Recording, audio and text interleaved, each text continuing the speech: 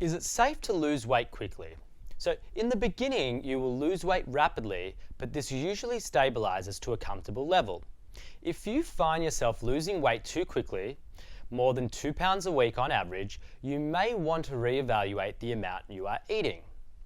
Fast weight loss is immensely rewarding, but mentally it can be a little bit challenging, and it requires more effort and is much harsher on the body. When we lose weight too quickly, there can also be a yo-yo effect as the body tries to bring itself back into balance. Find the ideal rate to suit your needs while ensuring you are consuming enough nutrition. Rapid weight loss becomes an issue if you are not eating enough and so you are losing muscle tissue, if you feel sick, fatigued or dizzy, or if you're pregnant or breastfeeding.